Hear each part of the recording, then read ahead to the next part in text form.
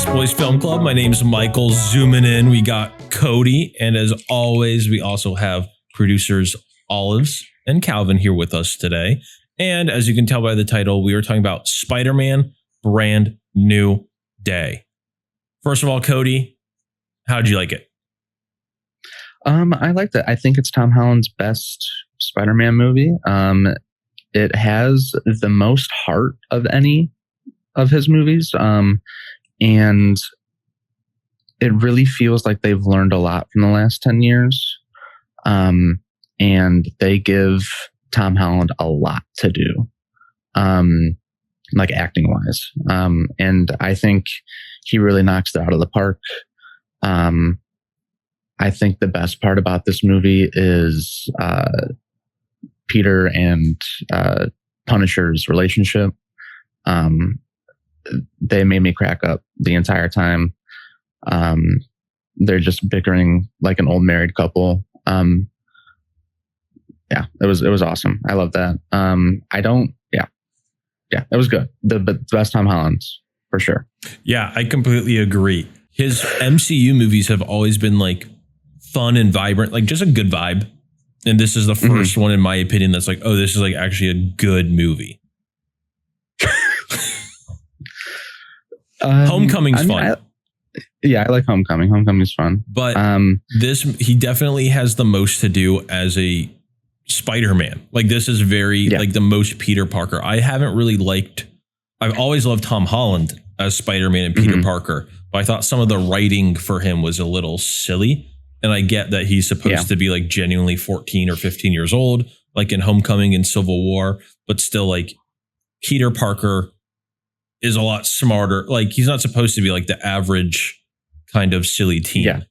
So I think this movie finally like gets this version of Spider-Man right.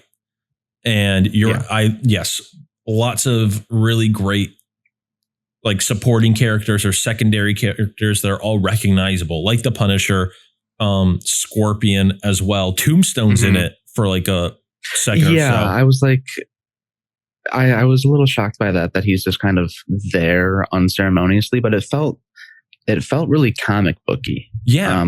Which I really appreciated, like having Bruce Banner pop in and out. Yeah. No, he's in the trailers, that's fine. And having other characters pop in and out. I like him having a relationship with the wolf, I think her name is, the detective. Yes. It reminded me a lot of the Spider-Man games with Peter and Yuri's relationship.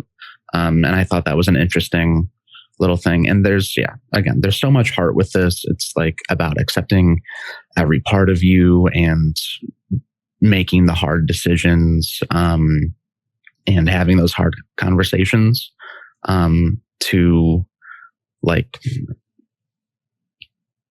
grow, just like to grow and to get your friends back, you know? Exactly what like all Spider-Man is about. Spider-Man has always about balancing, when Peter Parker's life is awesome, Spider-Man sucks and vice versa. Yeah. That's like the heart of Spider-Man. So I think they really nailed that aspect. And like it did feel very comic book. It felt very like 90s kind of McFarlane era of comic books without getting too messy. Because, Spider-Man 3 and Amazing Spider-Man 2, the biggest complaints were always like, there's too much going on and it's just unbalanced. There's a lot going on in this movie. Kind of. There's actually really like not much. It's just all balanced well. It's hard to talk about without spoiling anything, but there's the one character's storyline that blends into the other people's storyline and the twist villain. It's pretty clear what's going on, but like that it all is like, it starts out in a bunch of different branches and it all goes into one like stream, and I think it makes sense and it works a lot. Yeah. Do you want to just like jump into the spoilers? Just do it. I mean, this movie made $1 billion already because everybody's seen it. Yeah. Let's just talk about spoilers because I know you want to talk about Jean Grey. Yeah. Yeah. So what are your thoughts on this version? The whole time I was like, Jean Grey has a sister? What is that? I like this idea of having her kind of starting out as a villain, or kind of being more of an anti-hero, I'd say. Because she is trying to, she has a noble cause, I guess. But she's not going about it in the most noble of ways. Sadie Sink is great. They made her Vecna instead of being a victim of Vecna. And they had her run in slow motion again. Yeah. Which was funny to me, but yeah. Her and Peter's cat and mouse relationship was fun. She has a lot of heart behind her as well. When she finally gets into Peter's head at the end. Yeah, I think she works as a character, and I'm excited to see what they do with her. Part of me wanted to see them set up what's going to go on with her, or just the X-Men in general. But I understand that this is a very street level Spider-Man movie. It's not the Jean Grey movie. So I'm okay with what we got, and I'm looking forward to what we get. Yeah, I think this works really well for this is a really great way to introduce the X-Men in a kind of different way, because Jean Grey is talking about a large point was what was that department called again? The government damage control. They're targeting mutants, or they're targeting people who are special. They're going to be the death of us, which is X-Men. That's all of Magneto's plots. I've seen this before. They're going to come after us, so we got to come after them first. So it's very in theme. It's just cool that we're doing it. This is our first way to be introduced to Jean Grey, is that she's already kind of in this gray area, because we know later, there's a Dark Phoenix saga and everything. Yeah, so we're already it really paves the way for the shades of gray, I guess. Yeah. She's already this close to that era. Yeah. So it'd be interesting if we do Dark Phoenix before we get true morally good redeemed. Kind of a Scarlet Witch in Oliver and I were talking about this. And we didn't want them to do Dark Phoenix because they've rushed it the past 2 times. In the OG X-Men movies, she just dies in a lake and then comes back as the Phoenix, which is the whatever. OG X-Men movies are their own thing of silliness, though, because they're so campy, yet also we're not comic booky. So what are you expecting? Yellow spandex? Exactly. It's true identity crisis from the get-go. Yeah. I'm trying to make it applicable to a full audience, not just a few people. Right. And if they wore yellow, it would have been fine. Yeah. It would have been better. They're already there's already a giant blue furry guy. There's we're already silly. There's a guy whose name is Toad. It's making Lord of the Rings, but they can't wear cloaks. Are you serious? We're already speaking like this. We're already fighting dragons. Just let them wear silly cloaks. Whatever. That's my little X-Men tangent. But yeah, we wanted them to. Oliver and I were okay. They get 3 movies. It's regular Jean Grey. The end of the 3rd movie, maybe they go and do the Phoenix stuff, and then she's Phoenix for a movie. And we spend time with her as just straight up Phoenix. Dark Phoenix doesn't happen yet. And then either at the end or at the beginning of the next one, that's when she goes Dark Phoenix and they go crazy mode. But I feel that's something that is something to be built up to. It's not something to be all right, and now it's Dark Phoenix, and now it's Days of Future Past, and now it's Apocalypse, and now it's all this. Yeah. The MCU should capture the feeling of what this movie did. Yeah. Because it's comic booky. It's not, it makes sense. It's weaving all these things together in a really nice way. And it's just not, it gets a little like mashing the action figures together, but it's not like there should only that. There should be a little level of that. Yeah. Especially in a Spider-Man film with all like Scorpion. Scorpion should never be a top dog. He should never be like a god. Like you want him to be in there for like 3 minutes. He has a cool like fight scene and then we move on. And they did just exactly that. So we'll see. Like, and Michael Mando's great. I love him. Yeah. Yeah, he is great. I really loved this movie. Next to us in the theater, unfortunately, they're always the people right next to Jenny. We had like this family of, we don't even know how many there were, but they were just like, their kids are kids, but the parents are like enabling them to like talk the entire time and like screaming. And the parents are even more disruptive because they're climbing over the seats instead of like just walking around. And they're like putting their hands on the front row and like shaking it to like stabilize themselves. It was just crazy. But yeah, that was dude. If you were in my showing, you would think no, but this movie trailer got 1 billion views. It's the highest viewed movie trailer of all time. Were there like 5 people in your theater? You would think that nobody saw this fucking trailer. The amount of gasp and oh my God, like it really felt like an amusement park. And there was this kid that was about this, like about 2 feet tall, running around the front row, shouting, "Mommy, mommy." And I was like, what are we doing? And at 5 different points, people were recording the screen, taking pictures of the screen. Like, I was like, what is going on here? Nothing is sacred. This is awesome. We went to the Grove Theater, the AMC at the Grove, whatever. What the hell? What is going on? So this weird. This is supposed to be the movie town. Why is nobody?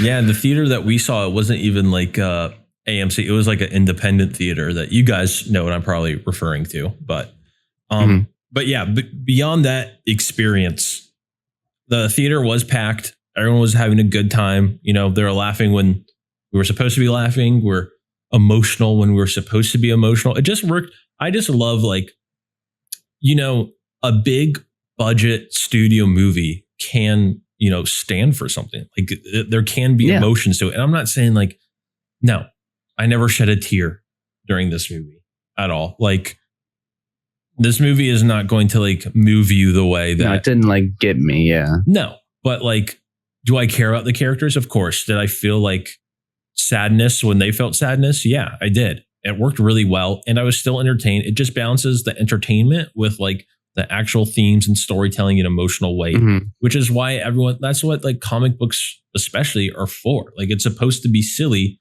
and like it is melodrama, but they're supposed to be relatable and endearing and heartfelt.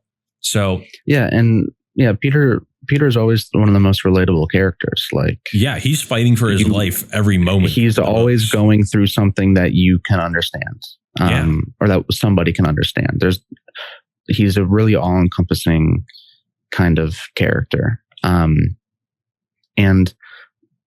when, like, I think this really works because we have 10 years of time of these characters, of like MJ and Ned, and Peter being friends and then them being taken away at the last one, and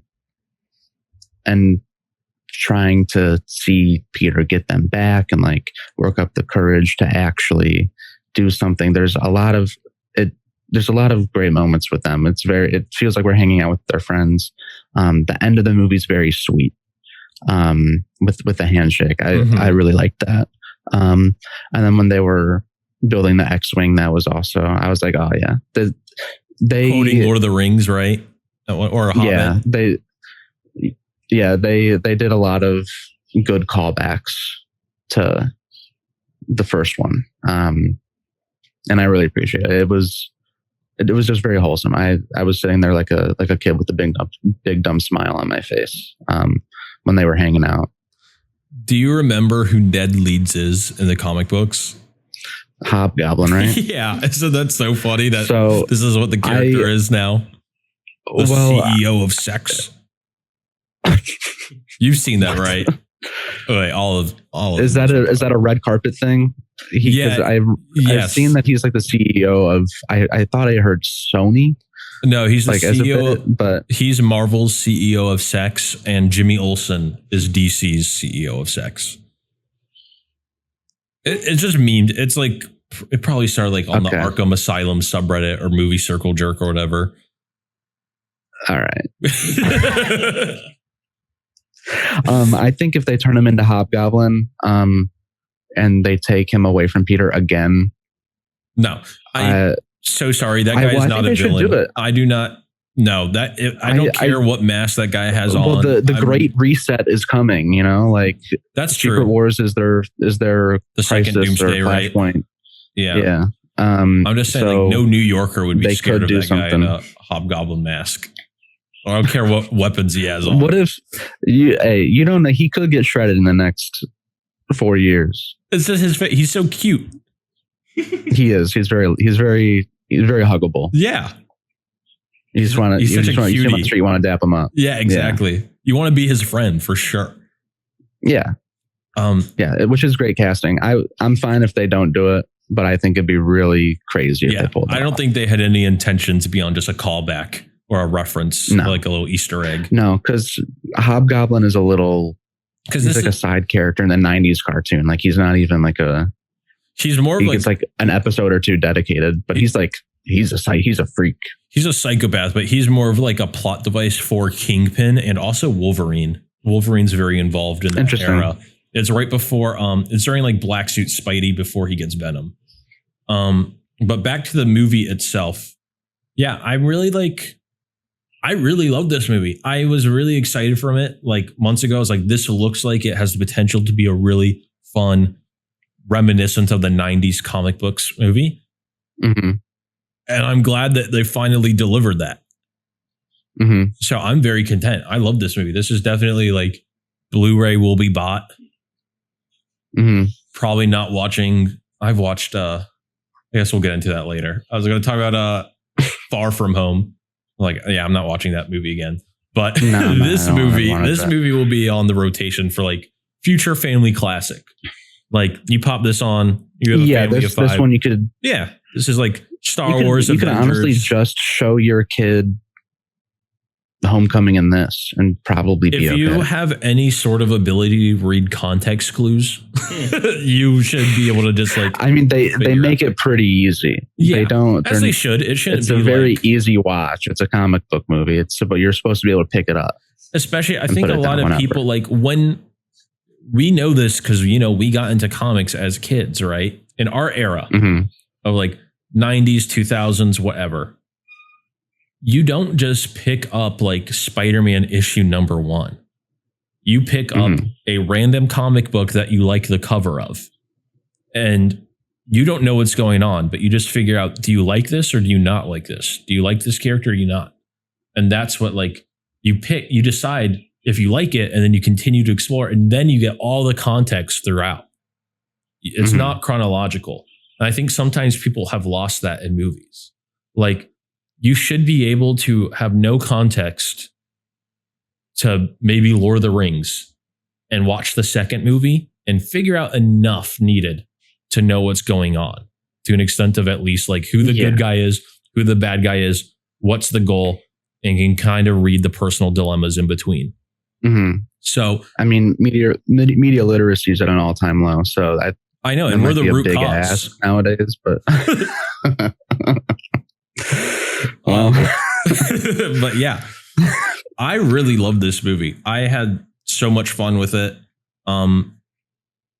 Like you said, Punisher was so good. I'm really happy. So he may be the only guy that has a worse life than Peter. He's like the Peacemaker. Well, Peacemaker is the Punisher now because Punisher is first, but like just constant suffering. Yeah, he shoots his bestie. That moment's really good. I mean, I saw that one coming, but I like they didn't. They just lifted that straight from the Civil War comics. Yes. And I was like, oh, okay, all right, we're doing something that happened 10 years ago, but now. Because I was expecting like Crossbones or whoever to try to shoot Peter. Yeah. In the MCU Civil War movie. He also starts on Captain America's side, I believe, and then transitions to Iron Man. Yeah, he flips. Yeah. Him carrying Peter through the hospital doors was really good. And putting on the suit was really stupid. And he's like shouting whatever, like yeah. Yeah, very funny. I was like, when Frank was like, I got it all figured out, don't worry, we'll get you out of here, nobody will know, it'll be fine. I was like, in the comics, Daredevil dresses up as Spider-Man because he has like all the acrobatic moves that he could do. So I was like, okay, all right, he's back, he's coming back. Oh, you thought it would be like this is awesome. Yeah. Well, did you? Yeah, I thought they were just going to have like Matt Murdock like bounce away dressed up as Spider-Man or something. I could have seen that. I know, but like Batman I'm okay with Superman this too. Switch a lot too. I'm okay with this too. I think usually the MCU can kind of like lampshade and make serious characters really silly. But I think they did it perfectly with the Punisher, because if I had to hear John Bernthal's wait one more time, like the low gravel, like I was going to lose it. Let me tell you. So I'm really happy that it's just his voice and he's still himself, but he's a little more silly. And he ultimately we understand that him and Spider-Man are on the same side. They just go about things in a very, very different way. And they fight about that. And I think that's really fun. And I think like him shooting Peter is going to change how he handles things. Yes, that was a wake-up call for himself. We get growth in side characters. I think that's awesome. Yeah, because Punisher has always recognized that he's a loser. Yeah, and this will be the turning point for that. Hopefully Chuds realized this. I had two things I was going to mention. One is I think this series is my favorite version of the Spidey sense. They kind of do like the dolly zoom plus he kind of sometimes makes like the come and see face, right before something crazy is about to pop off. He did that like in the last one when Goblin was in his apartment as well. He had like the come and see track.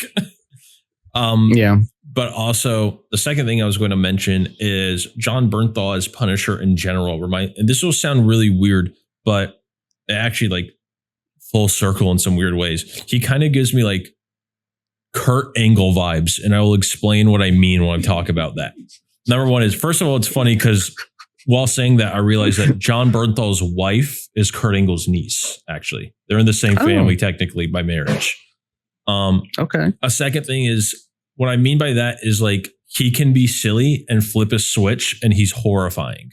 So, and like one scene, Punisher could make like a really dumb, silly joke that you're laughing at, but then as soon as he like he's beating a guy to a pulp. Yeah. And you believe him in both ways. And that's the same with Kurt Angle, because Kurt Angle is so silly and stupid on the mic. And then he comes in and it's like, oh, he will suplex Kane of all people 9 times and squash him.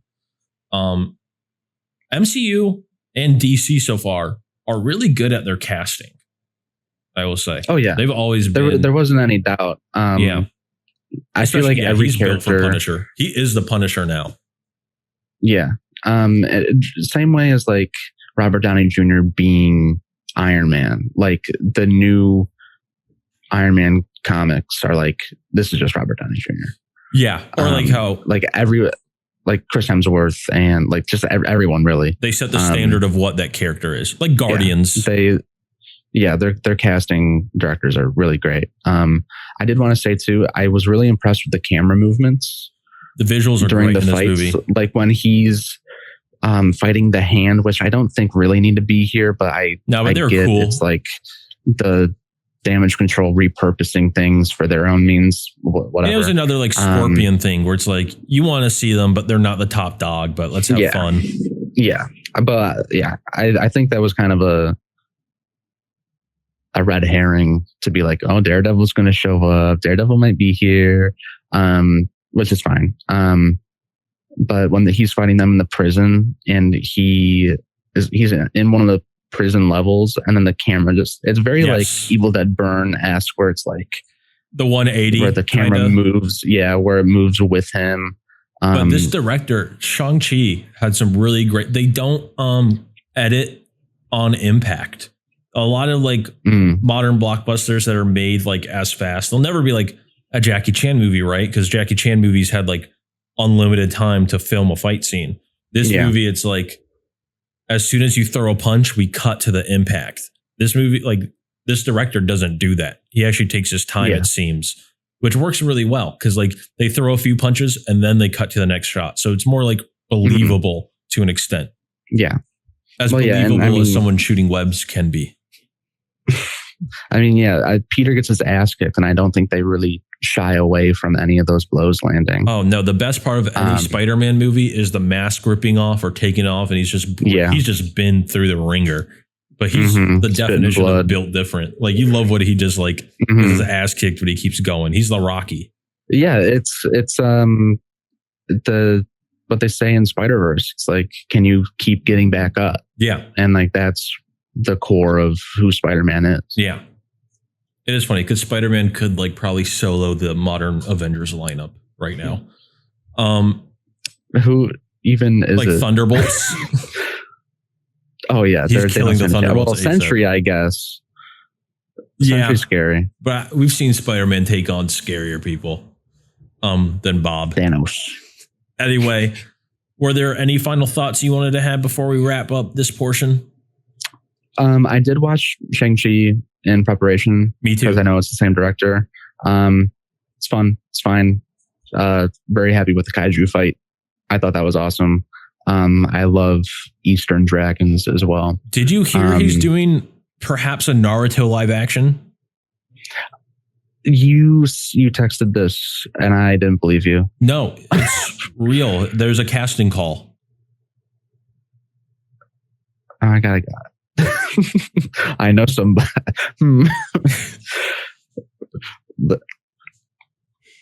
Kelvin, how do you feel about being Itachi? Me? Yeah, let's do it. I want Vina to be Might Guy. That would Cody would be a better Might Guy. Yeah, who would you want to be in Naruto? Thank you. This is your audition tape. You need to stand up right now. This is my audition tape. I'm not going to do that. Well, then you'll never get in. You're too cool for this, huh? Who would I? You'd be. Get me in there as Obito, man. Ooh, that's a hard role to carry, Cody. I think you'd be, what's his name, Kiba? You'd be a little dog boy. I'm okay with that. I like Akamaru. I like Kiba. Yeah, goats. Not really. I just won't cut my nails for a long time. Yeah.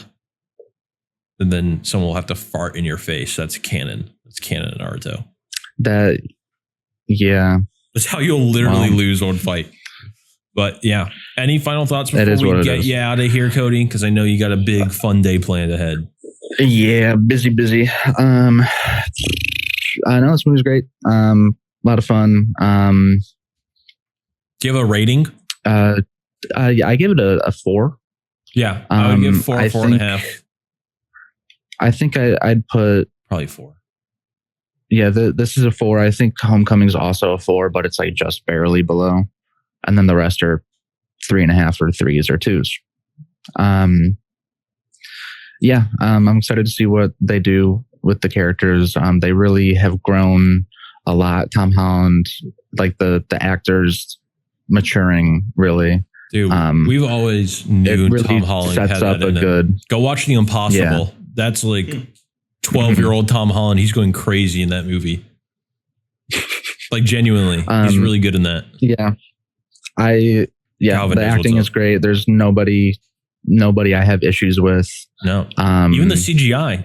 I know a lot of modern Marvel CGI like is wonky, but nothing sucked me out of it. I couldn't find anything.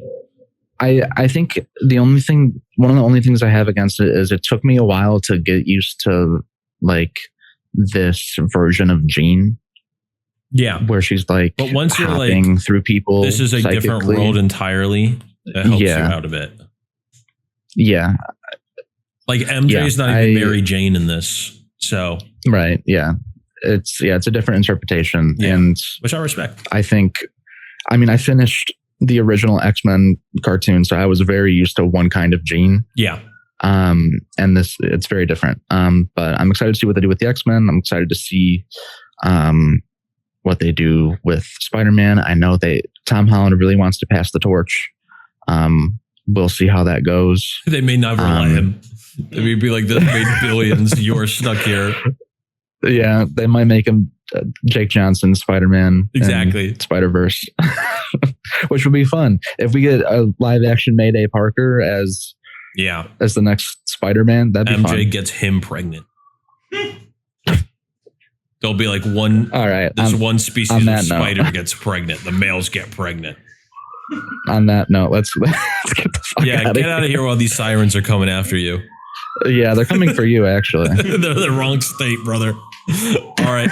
We will talk to you later, Cody. Thank you for taking time out of your fun little vacation for this. Of course. All right. Love you, babe. Bye. Bye. I'll never say it back. Fuck you. Okay, guys, welcome back. Now let us hear from Oliver and Calvin, their thoughts on Spider-Man Brand New Day. Oliver, do you want to start? Yeah, I'll start us off. I loved it. Yeah. I thought it was awesome. It's definitely the best of the Holland quadrilogy by far at this point. What I loved about it is this is exactly what we all wish from the MCU. When you explain the idea of it, is anybody can pop in at any time. A lived-in universe. Super lived in. I mean, this might be the most lived in it's felt in a very long time. Yeah, that's why it was very 90s for me. Very 90s comics. Yeah, and I love it. Just, we didn't talk about Florence Pugh, but she really killed it. She's so funny. Enough to where I think people who don't see Thunderbolts can see her there and 100% understand what her vibe is and what she does as the new Black Widow. I think it's unfortunate to the original Black Widow, but she's already way more interesting. The action's incredible. The web swinging in this movie is awesome. It's like some of the best since Amazing Spider-Man 2, and that was kind of seen as the pinnacle at the time. Yeah, but this guy, good suit too. You forgot to mention good suit. The suit is incredible. Yeah, you could see the fabric. Like, may even be amazing.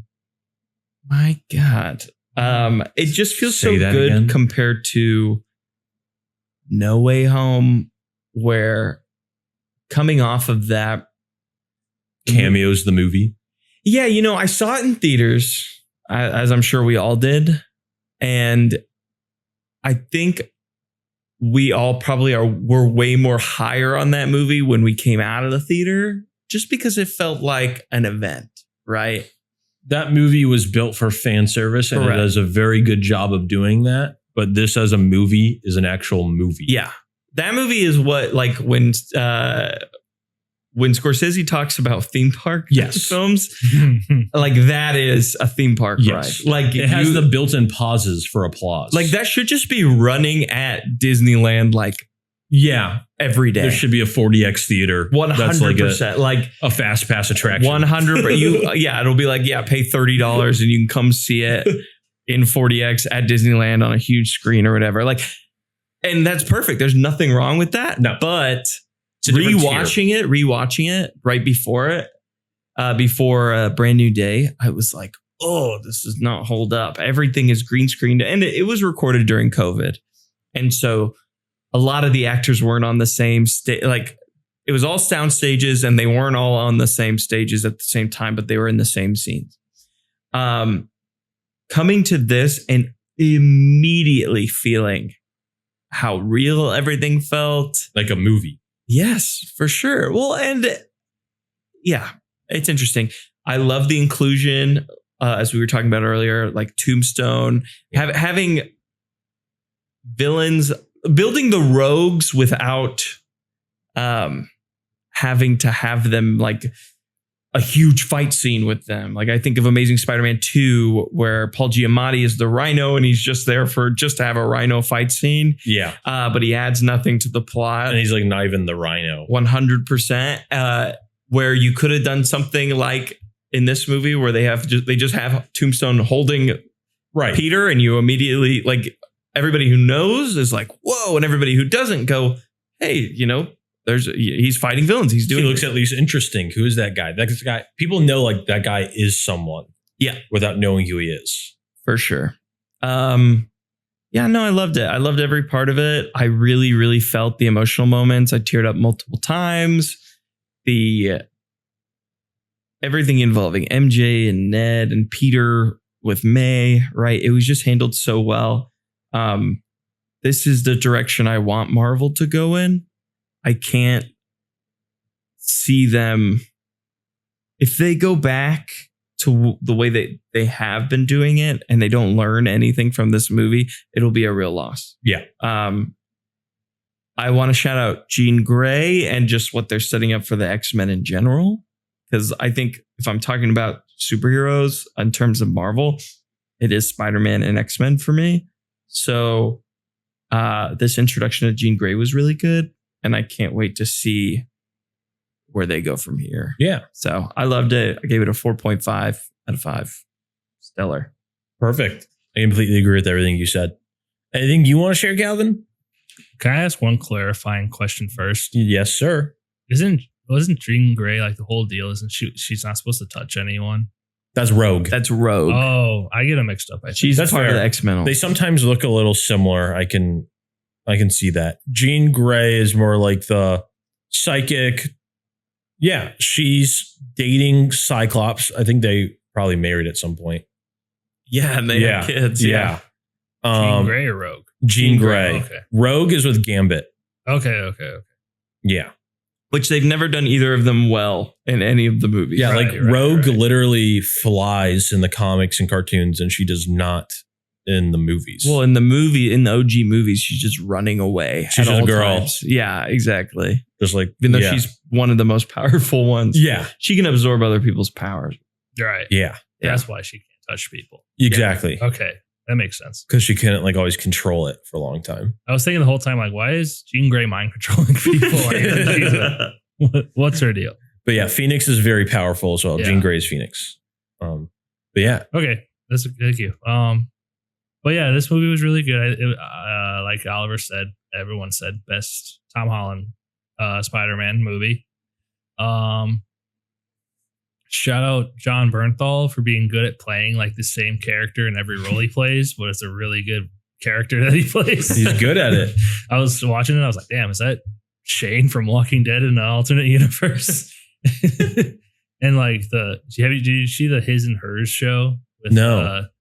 What's her name? Tessa Thompson. No. Plays the same guy. I was like, He's made for some. It's not always who's like the best actor in the world. It's who's best for the part. yeah, and he's good at playing that part. He's really good at playing I that love him. part. Yeah. Yeah, it was really good. I'd give it like a B+ or an A-. I enjoyed it, except for I had the worst seat in my theater. Oh no, were you up front? No, I was in the back, but I had the end seat. But where the end seat was like where the stairs or the pathway ended, like the railing. So my knee was like blocking the path. Oh to, gosh. I've sat in the exact same spot what I'm on the other about? side. Yeah. It's the worst. Yeah, it sucks. The whole movie, I'm just like moving my legs so that people can get by. But besides that, pretty good. I love the direction that they're going. I hope everyone remembers who he is, because those scenes made me sad. I agree. Shout out the Hulk. He was fun. Oh yeah, we didn't even talk about Hulk. Mentioned him a little Great bit. scene. Great Yeah. scene. Yeah, he's just fighting. Yeah. Real Hulk. We haven't seen Real Hulk in so long. That's what I Yeah. was thinking. When was Yeah. the last time we saw Hulk that big? Real Hulk. Avengers. Yeah. First Avengers. Or Right in the Ragnarok. beginning of Infinity War. oh, Ragnarok. Because then he gets beat in the beginning of Infinity Oh, War. yeah. And then we get like the suits and then Smart Hulk. It felt good to see him like that again. Like Hulk? Yes. Yeah. Yeah. We haven't seen real Hulk in like a decade. So yeah, good stuff. Can't wait to see where it ranks amongst your Spider-Man rankings. I know. Should we just do that? Let's which is our segue into next that. segments.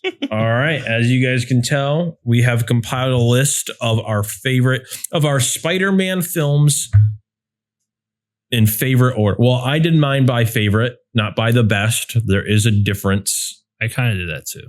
I also did favorite. Yeah. Okay, so we all did favorite. Does anyone in particular want to start? Or you just want me to kick it off? I can get mine out of the way Do it. because I did research while we were filming, so Shout out. I didn't really prepare too much to talk afterwards. Should we start lowest to highest? I think lowest to highest. Yeah. We did 11, right? With Yes. Yeah. Into and For Across. the 2 Spider-Verse movies. All right. Number 11, I had The Amazing Spider-Man 2. I did not see it, so it had to go Fair, by last. default. Number 10, I had Far From Home. Not my favorite. I thought Mysterio was a little weird. I don't remember much about it. 9, I had The Amazing Spider-Man 1. I remember seeing it in theaters, and I thought the lizard was scary. Number 8, I had No Way Home.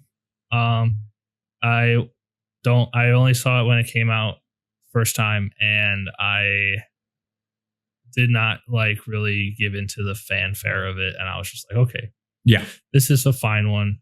I don't like the multiverse stuff, so it did not hit for me. 7, I had Homecoming. Before Brand New Day, I thought that was the best Tom Holland Spider-Man. It's a pretty chill movie. Michael Keaton was really good in it. 6, I had Across the Spider-Verse. There's some head shaking. I'm scared.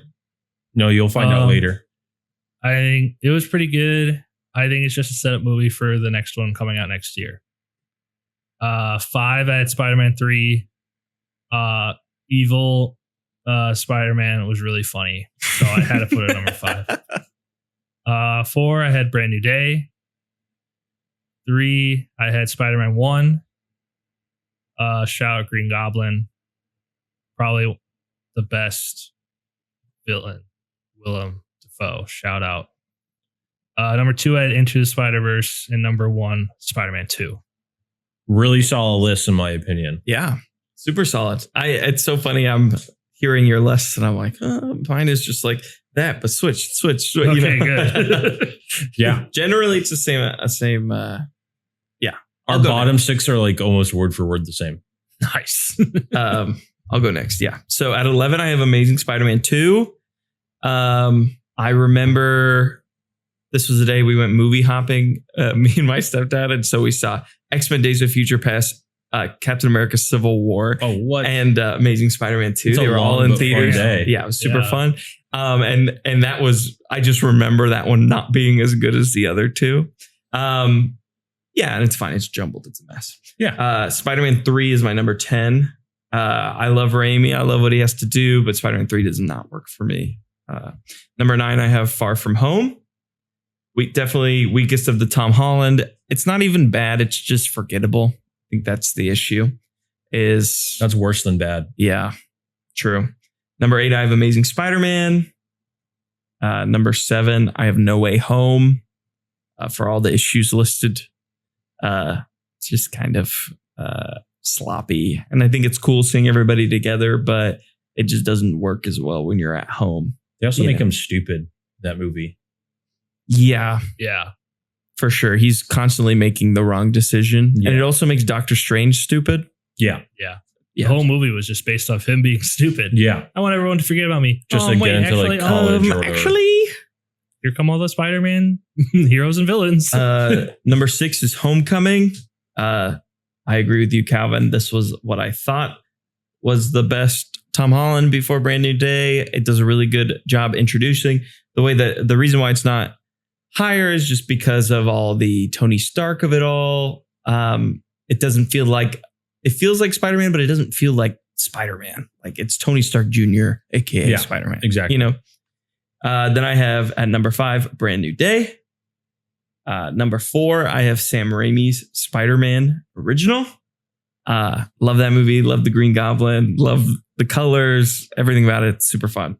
My number 3 is Into the Spider-Verse. Shout out Miles Morales. Really blew my mind the first time I saw it. Double wide Kingpin. Very fun. My number 2 is Sam Raimi's Spider-Man 2. Because it's the GOAT live action Spider-Man. It has not been topped. It probably won't be topped. And number 1, I have Across the Spider-Verse because it fucking rules. And that movie felt like stepping on like a downed power line and just getting filled with electricity. Yeah, for sure. It hit all the notes for me. Personally, I don't even care. It's so good that I don't even care that it's a cliffhanger. I wasn't like, oh, I need to see the next one. I was like, when can we go see that again? Right. So to me, it totally works, but I can understand why that would be frustrating. Your list is very valid, very respectable. Nice job. All right. My list, I'll just say that like really the bottom, really only the top 6 are what I really care about. The bottom, like you can change any order, will not matter to me. I'm just going from like, which movie would I turn on the least? So which one would I rewatch the most? Fair. My number 11 is The Amazing Spider-Man. I know it's better than a lot of the other movies that I have above it, but I think it's just so like bland in my opinion that it's not even memorable. And I think that's the worst sin a movie can be, is being bland, worse than being worse or bad and a mess. My number 10 is Far From Home for the same reason. Good vibe. Really not much going on in my opinion. Although I love him being in Europe. I think it's really cool, like to see him going around Big Ben and stuff like that. Number 9 is The Amazing Spider-Man 2. I recognize that it's way worse as a movie than the first Amazing Spider-Man, but I think the highs are high for me. Like his relationship with Gwen and what happens to Gwen in that movie, I think is the most memorable and heartfelt of those 2 films. So that's why I have it higher. Number 8 is No Way Home. It does what it's supposed to do. It's supposed to be like a fan service product more than a movie. And it's a really good fan service product. Why would I ever watch this again? I would just throw up a compilation of like Tobey Maguire and Andrew Garfield. Like I just look up like the Spider-Man highlights if I wanted to watch it as opposed to the whole movie. Fair. But Goblin is goated in that. Yeah. He like hits him with a backbreaker. He hits him with like the Rock backbreaker at one point. Well, and May's death in that is pretty pointless. It's pretty good. Yeah. But like, yeah, I guess it's better than the original. It's just a shame that it happened in that movie. Yeah, I agree. Yeah, I agree. Exactly.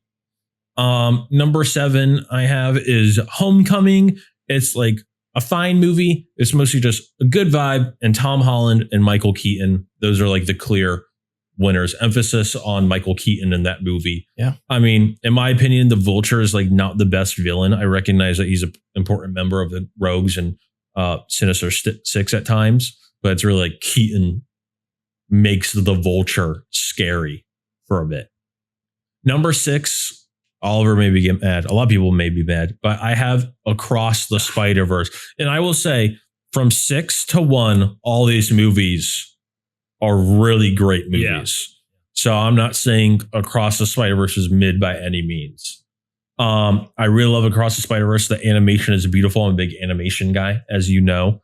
I just think that like from a storytelling perspective, Into the Spider-Verse introduces more in a shorter time period, like a shorter runtime, which I respect. I know movies aren't always about efficiency. They're a lot about like soaking in the atmosphere and the emotional beats. And I respect that. And that's why I still love Across the Spider-Verse. But when picking between the 2 movies, Into the Spider-Verse just hits it more for me. Number 5 is Spider-Man 3. This is a hot mess. I probably love it because of just nostalgia reasons. But at least it like in my mind, it stands for something. It's crazy. It's stupid. It's silly, but it's so memorable especially when you watch it over and over as a kid. And when it's good, it's really good. That Sandman scene of him like becoming Sandman and learning how to like walk again, and he picks up his like he can't pick up the picture of his daughter. Like, man, if they just had that quality the entire time, this movie would have been like the perfect trilogy. Number 4 is Brand New Day. It's always hard for me to like, where would I rank this movie after I watched it, like 12 hours ago or whatever. So this is subject to change, but I really love Brand New Day. Easily the best of the Holland movies. I could talk about more, but I just did for a long time. So I'll move on to 3, Into the Spider-Verse. I love this movie so much. Shout out Miles Morales, Puerto Rico. I will always be biased for Peter Parker. Peter Parker for me is Spider-Man, but I love how Miles Morales is such a distinct character in this film, and they treat him well. And the animation just has this movie cannot be a book. It has to be a movie. It is so well visually told. And that is what's so important in filmmaking and animation. So yeah, I love these movies. Take as long as you need to make these movies. I don't care if it's like 10 years in between, as long as you deliver something quality. So awesome movie, great voice acting. Just obvious. If you're a Spider-Man fan, you'll love that movie. Number 2 for me is the original Sam Raimi Spider-Man. It's not even just nostalgia. There's some sort of like kind of melodrama, but also a little bit of like melancholia in it. Like the cinematography is just so dreamlike. It's really pretty. Like even when he's just like on the ceilings learning, not on the rooftop, learning how to like swing his web. There's something about that lighting. It just looks like you're watching a daydream. And of course, Tobey Maguire is like built in a lab to be Peter Parker specifically. He is such a lovable, like he is a dork to the max in this movie. And that's what Peter's supposed to be. And, there's so much like even just the Thanksgiving scene. There's no action in that scene at all, but there's so much going on. All like the dynamics are perfectly in place. I think that's just like perfectly encapsulates like that movie. You don't even need Spider-Man and Green Goblin. You just care about Peter and Norman, and of course MJ, Harry, and Aunt May. And shout to Bonesaw, shout to Macho Man. Bonesaw is ready. He had a diss track on Hulk Hogan. Go listen to that. It's baller.